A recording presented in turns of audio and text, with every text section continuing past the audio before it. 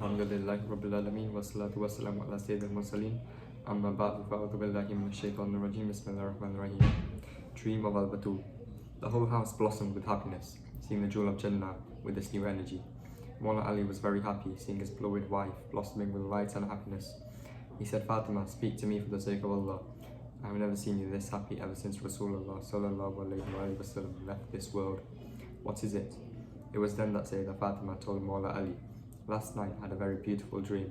I saw my beloved father sitting near my head waiting for someone. Seeing the beautiful face of my loving father, I asked him, my beloved father, where are you? I am dying from your separation. My heart is in so much pain. My soul is restless, my beloved father.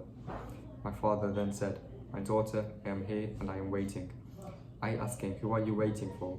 He replied, Fatima, I am only waiting for you. The duration of separation has become very lengthy. I cannot bear to wait anymore. Soon your soul is going to part from your body and we will meet.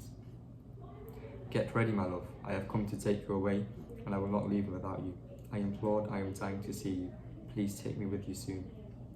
Rasulullah said, we are going to meet soon. Tomorrow you will be with me. After narrating her dream, Sayyidah Fatima said, O Ali, since that time I am more than eager to meet my father. I am sure I am going to meet Rasulullah sallallahu alayhi wa sallam either today or tomorrow. My time is drawing near, very near. In another narration, Bibi Fatima responded, O water bearer of Al-Gawthar and victor of Ghaibah, O my husband, we shall meet again on the day of judgment. I dreamt of a journey last night. I saw my beloved father. He called me to his side, and today I am taking leave of you. I ask you to relieve me of my obligations and take care of my Hassan and Hussein, both of whom I leave in the care of Allah. Look after them well and treat them with kindness. Do not tell them I am no longer here. O Ali, I am twice an orphan, having lost my mother and then my beloved father. Remember me and offer a prayer for me when you look upon the lonely and the orphans of the world. This is the main reason why I cooked bread today. Tomorrow everyone will be distressed with my burial, and I do not want my children to remain hungry. I have washed the clothes of my children, for who will be there who look after them once I am gone? I want to comb the hair of my children, for who will be there to straighten their tousled and dust-covered hair? Pain of hair there. Mawla Ali's happiness suddenly turned into apprehension and sadness. Mawla Ali wept bitterly and looked at the beautiful face of his beloved wife. He wanted to express his feelings, but he was too emotional to do so. Although he was a warrior and lion on the battlefield, he had a very gentle and tender heart that ached at the thought of Bibi Fatima's wisal. After much difficulty, he was able to utter, I have still not recovered from the pain of your father. Your death will serve a severe blow to my heart. He kept talking and looking tearfully at his wife. O Ali, time to say goodbye. Seeing the tearful eyes of her husband, Sayyidah Fatima said, O Lion of Allah, please do not go away. Kindly sit and talk with me.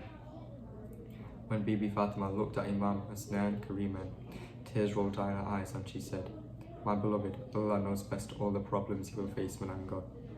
Bibi Fatima knew of the fitna of the Caliphate under the time of Imam Hassan and the tragedy of Karbala, which was foretold to Rasulullah and Bibi Fatima. Imam Hassan and Imam Hussein began to cry. Their mother asked them to go to Al-Baqi for some time to pray. After the order of the Sacred Mother, Imam al-Hassan and Imam al-Hussein went to Jannat al-Baqi Sharif. Bibi Fatima asked Mawla Ali to sit next to her. Taking a deep sigh, Mawla Ali got up and sat beside his fountain of love and strength. Timeless words from heart to heart.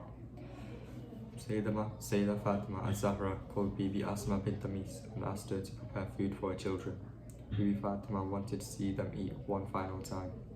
When Imam Hassan and Imam Hussein returned Jannat al-Baqi Sharif, Bibi Asma bint Umays returned from served them food, but they refused to eat, saying, Asma, you know it too well, that we would never eat without our mother. As they entered the room of their mother, they saw she was sitting up with Mawla Ali's support. Seeing them arrive, she requested Mawla Ali to send them to the resting place of their grandfather, so that she can discuss something in private with them. Bibi Fatima was beginning to weaken. Mawla Ali told his sons to go to the resting place of Rasulullah sallallahu alayhi wa sallam, as their mother was not feeling well. After they left, Sayyidah Fatima said, O Ali, my time has come. Kindly sit with me and hold me. Tearfully, Mawla Ali said, O Fatima, daughter of Rasulullah, I cannot bear to hear your parting words, neither can I bear to see you to leave me. Sayyidah Fatima said, death is inevitable. You have to bear all this pain and suffering without me. You have to bear the pain of separation. Mawla Ali placed the blessed head of the Queen on his lap, with Bibi Fatima resting her head. Tears rolled down the cheeks of the bravest of the brave, the King of Heroes, the Lion of Allah. Bibi Fatima's already shaken heart began to hurt more as she felt Mawla Ali's tears fall upon her. Bibi Fatima affectionately told Mawla Ali, "This is not the time to cry, but to make worlds." Mawla Ali wept his tears and with his sleeves and said, "Tell me, what is your will? You have my full attention." His lion-like focus and resolve came to surface as he wanted to make sure he fulfilled the wishes of his most precious, vibrant jewel. She replied, "I have 4 wills. First, if by any chance I have caused you any sort of trouble or distress, please forgive me." Again, tears rolled down cheeks. Mawla Ali addressed her in a shaken voice, "Princess of Rasulullah sallallahu alaihi wasallam, Allah is my witness, you have never caused me any trouble, neither do I hold any grudge against you. You have always been loving, kind, and obedient." She continued, "My second will is that you always treat my kids with affection, love them, protect them, and guide them. My third will is that you take my coffin at night to the burial place, because all my life no stranger has ever cast his eyes upon me, and I want the tradition to continue even after my death. My fourth wish is that you do not forget me. Keep coming back to my resting place and continue praying for me." Mawla Ali sobbed. Hearing these words from the love of his life broke him into pieces. Mawla Ali could not bear that the greatest gift he was given in his life was about to depart. One of his greatest blessings and the source of his peace and happiness was leaving him soon. He replied with affection, "I wholeheartedly welcome all your wishes and promises to fulfill each one. Now please listen to what I have to say." Wishes of Mawla Ali alayhi salam. Mawla Ali respectfully and lovingly said to Bibi Fatima, "O beloved of Rasulullah sallallahu alaihi wasallam, if at any point in time I had made a mistake, please forgive me. Second, when you meet your Rasulullah, offer my salam to him. Third, please have no grievances against me to your father. I have failed to treat you as you deserve. I was poor and could not make you happy. Do not hold it against me." Sayyidah Fatima replied, "How can I complain when you have always been so affectionate, kind, and caring?" Mawla Ali and Bibi Fatima alayhi salatu wasalam were busy in their conversation when they heard loud wails coming from outside. Both their princes were crying and imploring to see their mother one last time. They wanted to offer their last salam to her as they felt the time was near. The light which brightened their world was fading. The last sight. Mawla Ali went towards the door and brought Imam al-Hassan and Imam al-Hussein inside. Mawla Ali hugged them and said, "My beloved sons, how did you know your mother is going to depart from us?" The princes replied, "Beloved father, when we went to the shrine of grandfather alayhi salam, we heard Prophet Ibrahim Khalilullah alayhi salam say, 'The orphans of Fatima have come.' Prophet Ismail Zabihullah alayhi salam said, 'Our sweethearts have come.' Then we heard a voice from the grandfather sallallahu alaihi wasallam's grave, 'Go, my dears, look at your mother for the last time. Soon she will be coming to me. I have arrived with the prophets to welcome her.' The noble princes of Fatima cried after narrating this. Imam al-Hassan and Imam al-Hussein wiped their faces on the blessed feet of their mother and cried. They implored their mother to look at them one last time. Sayyidah Fatima opened her heavy eyes and spread out her arms for them. They jumped in her tender arms of love and mercy. The flowers and her buds were together. Hugging them, Bibi Fatima said, "Allah knows what is going to happen to you after me, how enemies will harm you." Bibi Fatima called for her daughters, Sayyidah Zainab and Sayyidah Kulthum, and hugged them. She handed both of them to her princes and then handed all of them over to Mawla Ali. Bibi Fatima made final requests of her beloved husband and asked him for her chest box. She took out a green satin edict with the writing of light and said, "O Ali, place this edict with me in my shroud. Do you know what it is? During my marriage with you, I did not accept the dower of 400 dirhams. I prayed that my dower instead be intercession on the day of resurrection for the sinners of this ummah, and this was accepted by Allah. This divine edict is proof of me receiving this night of intercession to half of the sinners of the ummah. Please place it in my shroud so that I may produce it in the presence of Allah. You are to take to my father's tomb, saying, O Rasulullah sallallahu alaihi wasallam, we bring you your dear Fatima, the light of your eyes. You are there to act upon whatever response you may receive." Bibi Fatima asked Mawla Ali and her sons to go to Makkah of Rasulullah sallallahu alaihi wasallam After this, she called for Salma and said to her, "My dear mother, kindly arrange for water so that I can take a bath." She quickly made arrangements for the Queen of Heaven. Salma Sallallahu Alayha narrated that day I saw Fatima taking a bath in an excellent manner. Never have I seen anyone take such care in cleansing herself. After the bath, Sayyidah Fatima requested for a dress. After changing into clean clothes, she placed her right hand on her cheek and lay down facing the Kaaba Sharif.